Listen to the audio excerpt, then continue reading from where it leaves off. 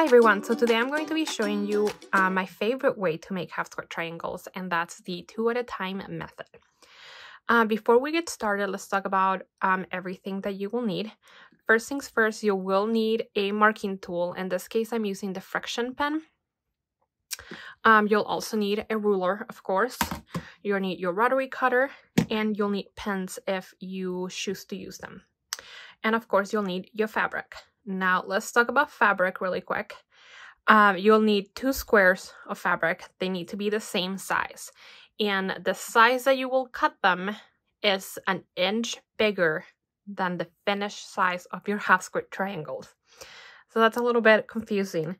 A finished half square triangle is the size your triangle will be once it's in the quilt top or in the quilt block.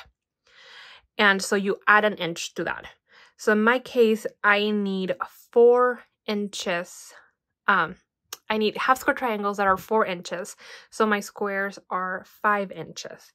If that's a little bit confusing, I do have a blog post that I'm going to link to below, as well as a PDF that has a chart with the measurements already there for you. So let's get started actually making these half square triangles. The first thing we'll need to do is mark a line on the wrong side of a fabric. In this case, I'm going to be marking my print fabric here. Let's move these out of the way.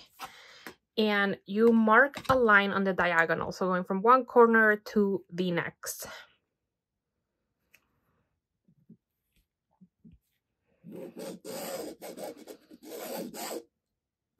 My pen's not working. Here we go. Okay, that's not the best line ever, but you can see it, I can see it, so we'll call it good. The next step is you will place your squares right sides together. Since this one's a solid, it doesn't really matter which way it goes, but if it was also a print, it would be right sides together. And then you can pin these together. I like pinning them like so, and that's if I do pin them. If I'm being completely honest, I usually don't pin my half square triangles.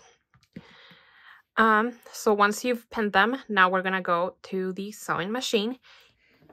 Okay, so I'm at my sewing machine and I have my 1/4 inch foot attached. That's what we'll need to make these half square triangles. And like I said, we're gonna be sewing on either side of this line. So I'm going to line up this line right with the edge of my 1/4 inch foot. And I'm just gonna sew on both sides.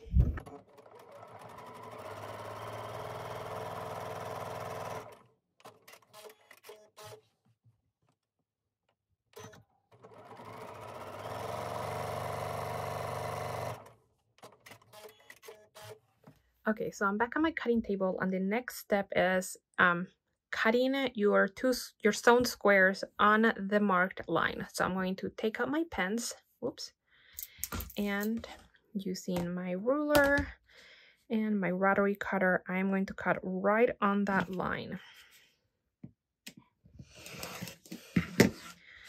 The next step after this is pressing your half square triangles, and for that you can either press them to the dark side, or you can press them open. I prefer pressing them open, but this is truly just a personal preference, whatever you choose to do.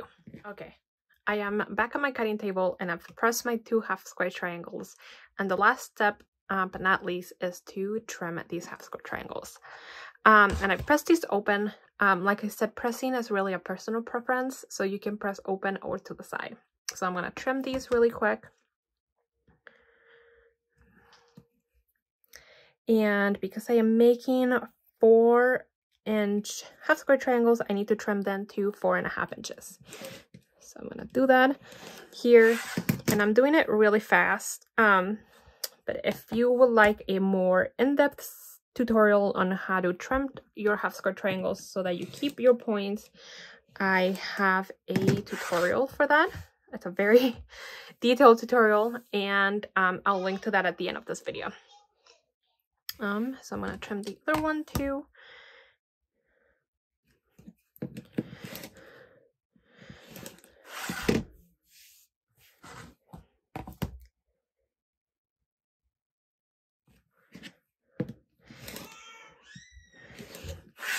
And there we go. I have 2 perfectly trimmed half square triangles, and yeah, like I said, this is my preferred method, this or the Magic 8 method, which would be in a later video.